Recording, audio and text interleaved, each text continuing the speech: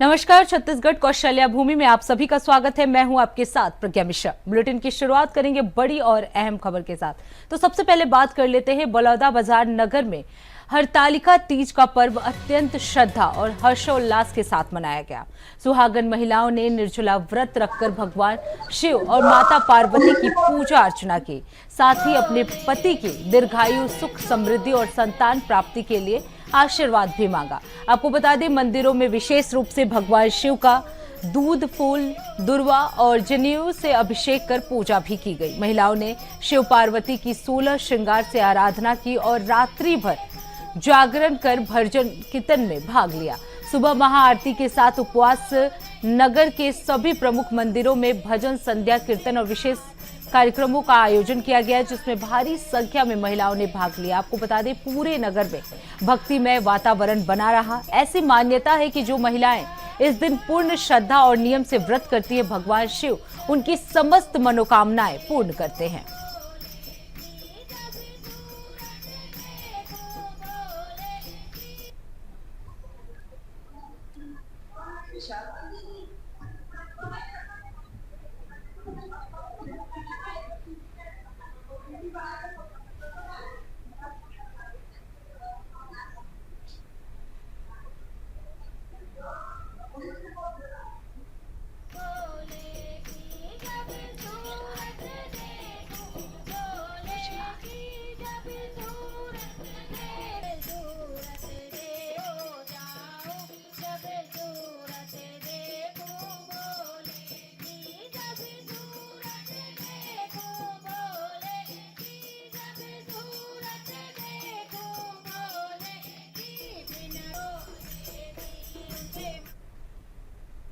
अब सीधे आपको ले चलते हैं बिहार, जहां राहुल गांधी क्या कुछ कह रहे हैं, चलिए आपको सुनाते हैं।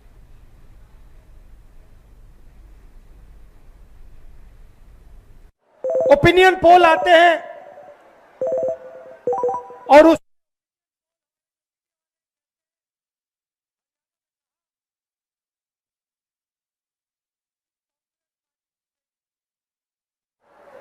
नरेंद्र मोदी और अमित शाह कहते हैं बीजेपी जीतेगी और आंकड़े देते हैं 300 पार। 2014 में, 2019 में ओपिनियन पोल कुछ और कह रहे थे। नरेंद्र मोदी जी 2019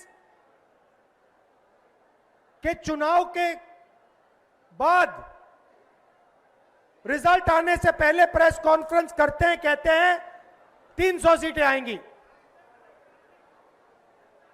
हिंदुस्तान के सारे पोलस्टर कुछ और कह रहे हैं, ओपिनियन पोल कुछ और कह रहे हैं। नरेंद्र मोदी कहता है 300 सीट आएंगी। कितनी आई? 300 आई। क्यों? वोट चोर। भाइयों और बहनों, सच्चाई है कि ये पहले गुजरात में शुरू हुआ। ये 2014 से पहले गुजरात में शुरू हुआ और 2014 में नेशनल लेवल पे ये लोग इसको लाए। गुजरात मॉडल आर्थिक मॉडल नहीं है। गुजरात मॉडल वोट चोरी करने का मॉडल है और इस मॉडल को ये 2014 में नेशनल लेवल पे लाए। आप देखिए, मध्य प्रदेश का चुनाव चोरी किया, हरियाणा का किया, महाराष्ट्र का किया। हम कुछ बोलते नहीं थे क्योंकि सबूत नहीं था, मगर महाराष्ट्र में सबूत मिल गया। इन्होंने कुछ ज्यादा कर दिया। लोकसभा में हमारा गठबंधन जीतता है, 4 महीने बाद असेंबली इलेक्शन होता है, हमारे गठबंधन जमीन पे दिखता ही नहीं है, खत्म। फर्क क्या था? फर्क था कि लोकसभा में जितने वोट हमें मिले उतने ही हमें विधानसभा में मिले। इलेक्शन कमीशन ने लाखों वोट जोड़े, तकरीबन 1 करोड़ वोट लोकसभा के बाद जोड़े। वो सारे के सारे वोट बीजेपी के खाते में जाते हैं और उन वोटों से बीजेपी चुनाव जीतती है। हमने इलेक्शन कमीशन से पूछा, हमें वोटर लिस्ट दीजिए, कहते नहीं देंगे। हमने कहा वीडियोग्राफी दिखाइए, कहते नहीं देंगे। और उसके बाद कानून बनाते हैं कि 45 दिन में वीडियोग्राफी खत्म कर दो, डिस्ट्रॉय कर दो। तो फिर हमने क्या किया, हमने एक टीम को कर्नाटक में माधेपुरा विधानसभा में हमने उनसे कहा कि देखिए आप थोड़ी गहराई में जाइए। मैं उन लड़कों का धन्यवाद करना चाहता हूं। 4-6 महीने 16-16 घंटे उन्होंने काम किया। मैं बताता हूं क्या किया। इलेक्शन कमीशन ने हमें पोलिंग के टाइम लिस्ट देते हैं, कागज की लिस्ट, 200 किलो कागज, 8 फुट ऊंची गड्डियां कागज की। हर लिस्ट को, एक चेहरे को लाखों चेहरों से मिलाया, एक चेहरे को लाखों फोटो से मिलाया, एक नाम को लाखों नामों से मिलाया और सच्चाई निकाली। भाइयों और बहनों, माधेपुरा असेंबली में, मैं लोकसभा की बात नहीं कर रहा हूं, एक असेंबली में 1 लाख फर्जी वोटर मिले। कोई 4-5 बार वोट कर रहा है, अलग अलग पोलिंग बूथ पे नाम है। एक घर में 70-80 लोग हैं, एक बेडरूम का घर है। हमने लोग वहां भेजे, वहां पे 4 लोग रहते हैं। हमने पूछा भैया ये 70 लोग कौन है? ऐसे कोई नहीं है यहां पे।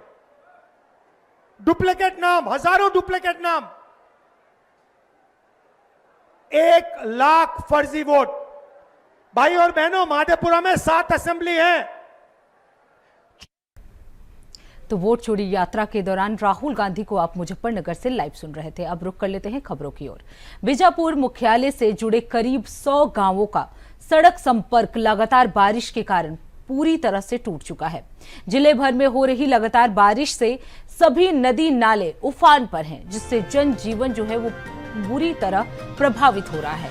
चेरपाल नाले में एक अधीर ग्रामीण के बहने की भी खबर सामने आई है, जिसकी पुष्टि की जा रही है। हालात को देखते हुए आपको बता दें, बीजापुर कलेक्टर संबित मिश्रा ने लोगों से अपील की है कि अगले 2-3 दिनों तक भारी बारिश की संभावना को देखते हुए अनावश्यक रूप से घर से बाहर ना निकले।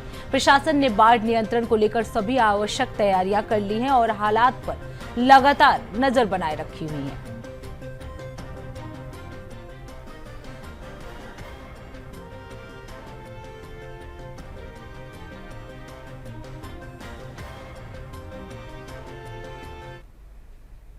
अब रुक कर लेते हैं अगली खबर की। जिला सुकमा में वरिष्ठ अधिकारियों के निर्देशन में चल रहे नक्सल उन्मूलन अभियान के तहत कोंटा और सीआरपीएफ की संयुक्त कार्रवाई में किंदेर पाड़ जंगलों में 8 से 9 वर्षों से सक्रिय और फरार नक्सली मुचाकी देवा को गिरफ्तार कर लिया गया है। आरोपी के पास से नक्सली साहित्य, बैनर, तीरपाल, डायरी समेत बड़ी मात्रा में नक्सली सामग्री जो है वो जब्त की गई है।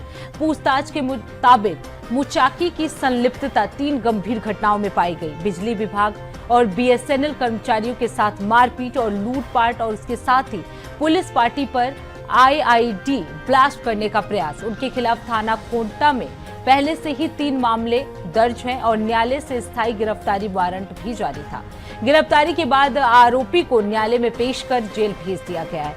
तो सुकमा पुलिस की ये बड़ी उपलब्धि जो है वो मानी जा सकती है। नक्सल उन्मूलन अभियान के तहत ये बड़ी सफलता मानी जा सकती है। आपको बता दें किंदेर पाल जंगलों में भारी मात्रा में नक्सली सामग्री बरामद किए गए हैं और इस दौरान एक नक्सली को जो है वो गिरफ्तार कर लिया गया है और उसे जेल भेज दिया गया है। तो ये बड़ी उपलब्धि जो है सीआरपीएफ की टीम की मानी जा सकती है, क्योंकि एक नक्सली के साथ बड़ी मात्रा में नक्सली सामग्री जो है वो बरामद की गई है। लंबे समय से ये आरोपी जो है वो फरार चल रहा था, जिस मामले में आज सीआरपीएफ की टीम को बड़ी सफलता मिली है।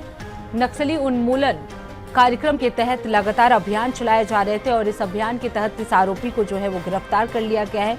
इसके खिलाफ कई मामले भी दर्ज है। आपको बता दें 3 मामले, एक पुलिस के साथ मारपीट करने, डॉक्यूमेंट्स जब्त करने और इस तरह के कई आरोप जो है इस आरोपी के खिलाफ लगाए गए थे। पहले से ही मामला जो है वो न्यायालय में दर्ज था। आरोपी को गिरफ्तार करने का वारंट भी पहले से ही जारी था, जिसके बाद से ये आरोपी लगातार फरार चल रहा था और इसी मामले में सुकमा पुलिस और सीआरपीएफ की टीम को बड़ी सफलता मिली है। आपको बता दें ये आरोपी बिजली विभाग और बीएसएनएल कर्मचारियों पर भी हमला कर चुका था। इस मामले पर भी इस आरोपी के खिलाफ मामला जो है वो दर्ज था। तो सुकमा में नक्सल उन्मूलन अभियान में ये बड़ी सफलता मिली है। एक आरोपी को पुलिस ने गिरफ्तार कर लिया है। इस आरोपी के पास से कई नक्सली सामान जो है वो बरामद किए गए हैं। इसके साथ ही कई डॉक्यूमेंट्स, साहित्य जो नक्सली से संबंधित हो उन सभी को जब्त कर लिया गया।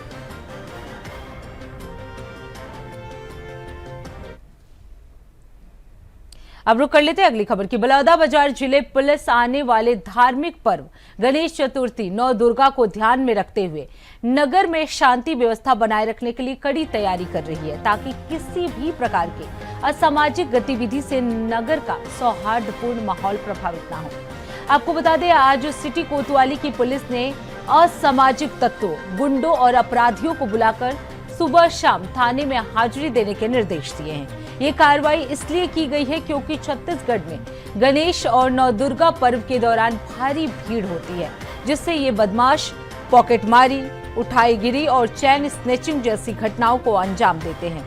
महिलाएं पूजा पाठ और मंदिरों में भक्तों की भीड़ के बीच सुरक्षा को लेकर पुलिस से पहले ही कड़ी चेकिंग और सतर्कता शुरू करने की अपील की है।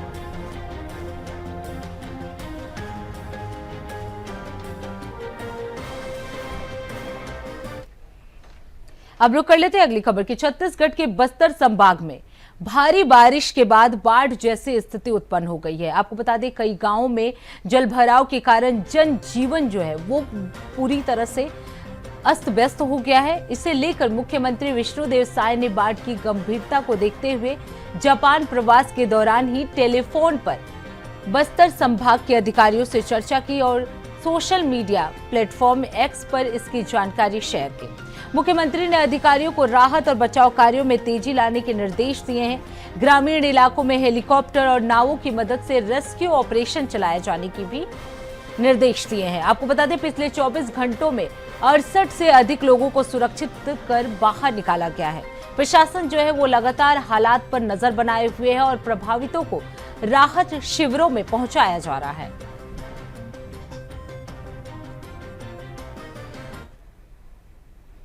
अब रुक कर लेते हैं अगली खबर की। बस्तर जिले के लौंडीगुड़ा ब्लॉक के मांदर गांव में बाढ़ के बीच फंसे ग्रामीणों को प्रशासन ने हेलीकॉप्टर की मदद से रेस्क्यू किया है। पहली बार बस्तर में बाढ़ के दौरान हवाई राहत अभियान चलाया गया, जिसमें चॉपर से 5 ग्रामीणों को रस्सी के सहारे सुरक्षित निकाला गया। आपको बता दें रेस्क्यू का ड्रामेटिक वीडियो सोशल मीडिया पर तेजी से वायरल हो रहा है, जिसमें एक ग्रामीण को रस्सी से लटकते हुए चॉपर तक पहुंचाया जाता दिख रहा है। प्रशासन ने अब तक 85 घरों के लोगों को सुरक्षित बाहर निकाला है। बस्तर में इस तरह की हवाई राहत कार्रवाई पहली बार देखी गई, जो गंभीर स्थिति को दर्शा रही है। तो बाढ़ के बीच कई ग्रामीण जो है वो फंसे हुए हैं, जिसको हेलीकॉप्टर के जरिए रेस्क्यू किया जा रहा है।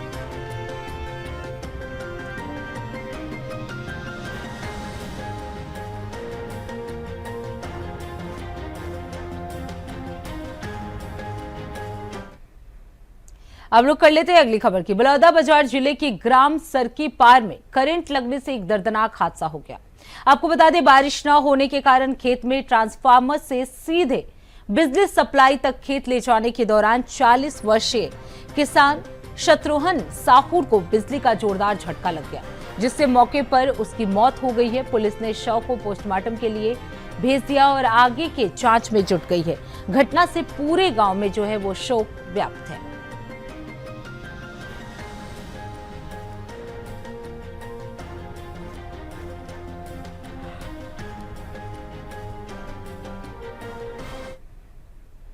अब रुक करते हैं अगली खबर की। वन और जलवायु परिवर्तन विभाग द्वारा one bamboo one lakh theme पर बलौदा बाजार में 20 दिवसीय बांस शिल्प कला प्रशिक्षण की शुरुआत की गई है। ये प्रशिक्षण नीरा फाउंडेशन असम के विशेषज्ञों द्वारा किया जा रहा है।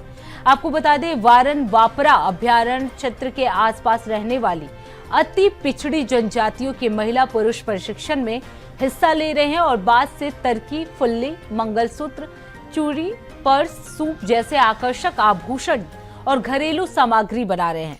इस विशेष पहल को मंडलाधिकारी गणवीर धम्मशील के मार्गदर्शन में आयोजित किया गया। आपको बता दें, ग्राम बलदा कच्छाड़, ठाकुर रिदिया और वारन वापरा से कुल 30 प्रतिभागी शामिल हुए, जिनमें से कमार और बसोड़ परिवार के सदस्य प्रमुख रूप से थे।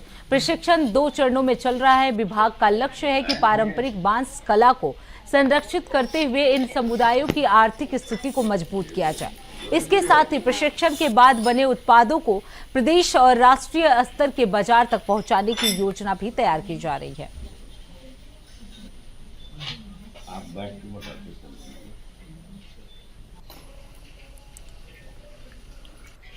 अब ये आई मैडम वो सिखाते कान के बनाथन, हार बनाथन, कंगन बनाथन, पर्स बनाथन, फूल धरे की टोकरी बनाथन।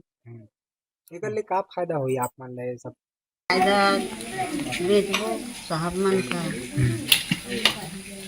तो एक ठी बांस ला के सामान ला 200 बेचत रही, दम साल में 1000 रुपया तो आई एक ठो बांस की। ओकरे नाम का है तो मुकाती चाहिए। मंगलवार से स्टार्टिंग करे हुए हैं।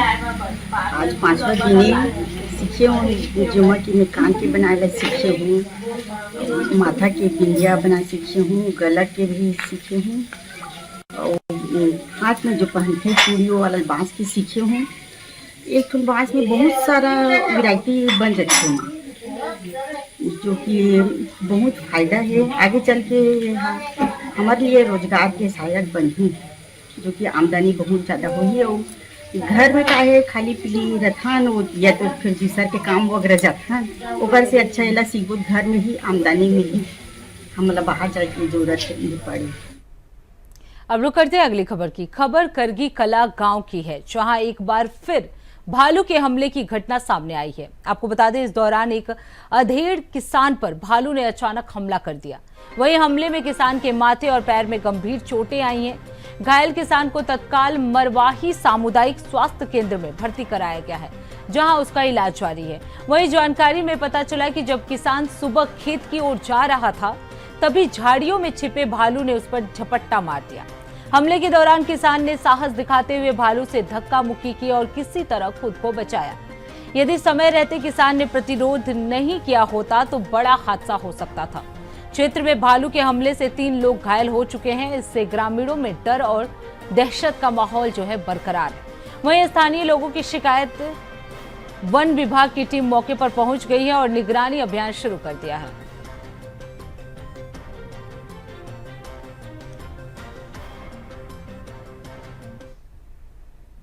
अब रुक कर लेते हैं अगली खबर की। बस्तर में लगातार हो रही मूसलाधार बारिश ने जनजीवन को पूरी तरह से अस्त व्यस्त कर दिया है। भारी बारिश के चलते सड़कों, पुलों, पुलियाओं को गहरा नुकसान पहुंचा है।